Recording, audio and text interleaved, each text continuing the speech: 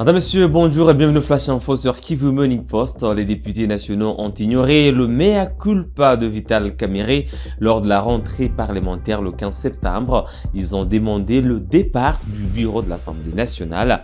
Les élus se sont rendus au bureau de réception des courriers, mais celui-ci était fermé. Ils ont donc sollicité un huissier de justice pour déposer leur pétition auprès du premier vice-président Jean-Claude Chilumbayi.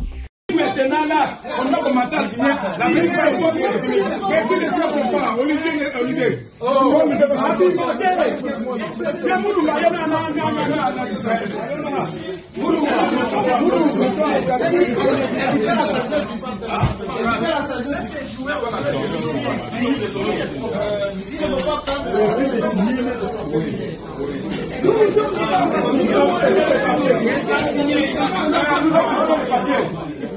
La pétition est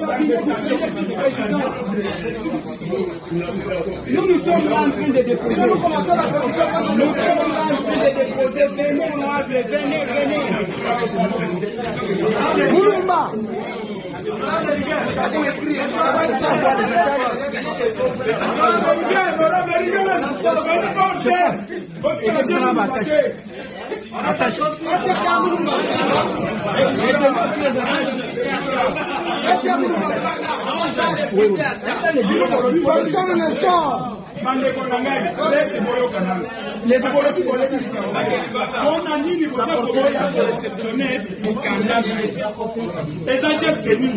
C'est ça la démocratie.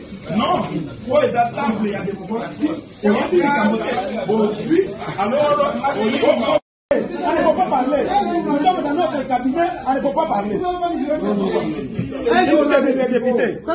Nous avons affaire avec notre collègue. C'est les bureaux du peuple. C'est les bureaux de la population. C'est bon. On écoute. Non, on attend d'abord le caméraman. Pour les images, on a besoin des images. Vital Kamerhe n'a pas donc reçu de soutien du mouvement de libération du Congo MLC de Jean-Pierre Bemba. La direction du MLC a demandé à ses élus de signer une pétition et presque tous l'ont fait, tout comme ceux de l'UDPS Tshisekedi. Crispin Bindoulé et Caroline Bemba, sœurs de Jean-Pierre Bemba, ont mené la collecte des signatures pour demander le départ de Vital Kamerhe de la présidence de l'Assemblée nationale. Crispin Bindoulé a déclaré que Vital Kamerhe a des griefs à son encontre et a demandé pardon, mais que les députés ne pardonnent pas et poursuivent leur procédure législative. Pour les destituer pour incompétence. Wow. Il a demandé pardon à l'occasion de son discours d'ouverture. Cela ne vous suffit pas? Monsieur Vital Kamerhe a lui-même reconnu les griefs. Il a lui-même passé aux aveux. Il a demandé pardon. Mais il doit savoir que nous, qui s'excuse s'accuse, il doit savoir que nous ne pardonnons pas. Nous continuons avec notre procédure législative parce que nulle part dans le règlement, on dit qu'un président, quand il demande pardon, il faut le laisser partir. Non. Il y a après, nous allons saisir la justice. Vous avez vous-même constaté qu'il a fermé tous les bureaux et nous avons fait recours à la justice, au huissier judiciaire pour venir déposer les différents. Toujours à l'Assemblée nationale, la chef du gouvernement Judith Suminwa a déposé le projet de budget 2026 au bureau de l'Assemblée nationale. Le projet de loi estimé à 20,3 milliards de dollars américains vise à doubler les recettes courantes d'ici 2026 et à financer la reconstruction des zones touchées par les conflits. Conformément aux prescriptions de la Constitution, la première ministre Judith Suminwa Tuluka a remis ce lundi 15 septembre 2025 au président de l'Assemblée nationale Vital Kamerhe le projet de loi des finances pour l'exercice 2026. La cérémonie s'est déroulée en présence des membres du bureau de la Chambre basse du Parlement, marquant l'ouverture officielle du cycle budgétaire national. En vertu de l'article 126 de la Constitution, le gouvernement est tenu de déposer les projets de loi des finances au plus tard le 15 septembre, avant l'ouverture de la session parlementaire ordinaire. En respectant ces délais, l'exécutif honore cette exigence constitutionnelle et engage le processus de planification des ressources et des charges de l'État pour l'année à venir. La première ministre a indiqué que l'enveloppe globale de ce projet s'élève à 59 000 milliards de francs congolais, soit 20,3 milliards de dollars américains, représentant une progression de 16% par rapport à l'exercice précédent. On a évidemment un accent sur les questions sécuritaires, mais aussi sur toutes les questions qui concernent l'agriculture, les infrastructures, l'énergie, l'éducation, la fonction publique. L'agriculture, vous verrez, quand on regarde à première vue, on a l'impression qu'on a baissé, mais il y a une répartition aussi au niveau des crédits d'investissement des provinces pour l'agriculture, ainsi qu'au niveau du PDL 145 territoires. Et donc ces éléments-là se retrouvent au niveau du ministère du Plan, comme le veut la classification au niveau du budget. Dans le même élan, le gouvernement a également déposé les projets de loi de reddition des comptes 2024, acte qui traduit l'obligation constitutionnelle de transparence dans la gestion des finances publiques. Nous avons accompli notre devoir constitutionnel, a déclaré la chef du gouvernement, entourée du vice-premier ministre en charge du budget Adolphe Muzito, du ministre des Finances Dodo Fwamba, du ministre d'État chargé des relations avec les parlements Guy Luando, du ministre de la Communication et Médias Patrick Mouyaya, ainsi que du vice-ministre du budget Élisée Bokoumwana. Le président de l'Assemblée nationale Vital Kamerhe a salué la remise de ces documents fondamentaux qui constituera l'axe majeur des travaux de la session en cours. Ce geste que vous venez de poser, ce geste républicain qui va nous amener tout de suite dans le travail. Nous avons promis aux députés après consultation de tous les caucus que nous aurons une conférence élargie à votre équipe ici qui traite des questions de budget et de finances.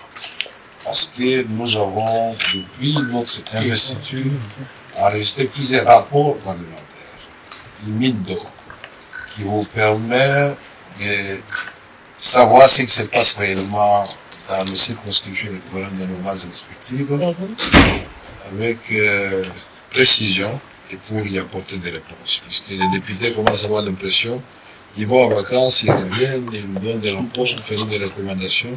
Il n'y a pas de suivi. Maintenant qu'il y a un ministre chargé des relations avec le Parlement, dès que nous aurons fini cette réunion, je crois que, comme le président l'avait dit à l'issue de la réunion interinstitutionnelle, et ces résolutions-là, et les différentes réformes que nous allons faire parvenir, nous allons multiplier la collaboration pour que cela puisse aboutir rapidement.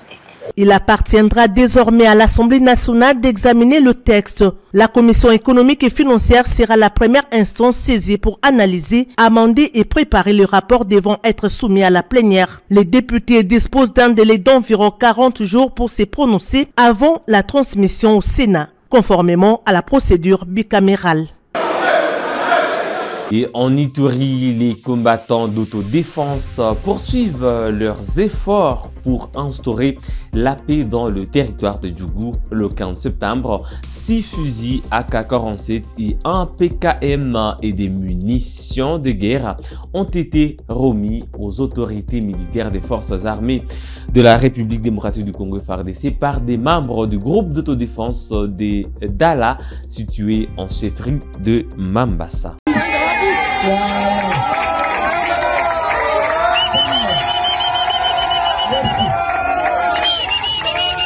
Nataka vile ni remercie wa vijana ya Dala, surtout ya autodefense kwa kazi nye wanafanya.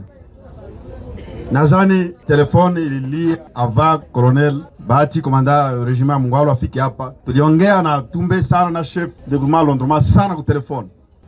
Nafurahi kwa sababu walisikia kosei nye niliwapatia na wanasikia kosei ya chef de groupement na ya wa viongozi. Nilikuwa saa po entre Babora komanda secteur. Wakati wote wananiambia na mimi nauliza komanda secteur anasema fanya hivi.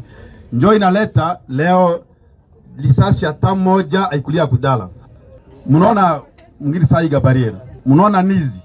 Mnaona lopa. Watu wanakuwa wakimbizi. Wakomersa wanakuwa masikini leo. Nyumba inalunguzwa. Jua nini? Kwa sababu wa vijana ya pale walifanya resistance, walikubali kupigana na FARDC. Nani ndio victim? Population.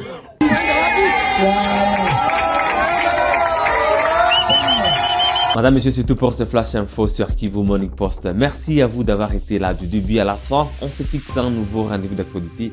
À très bientôt.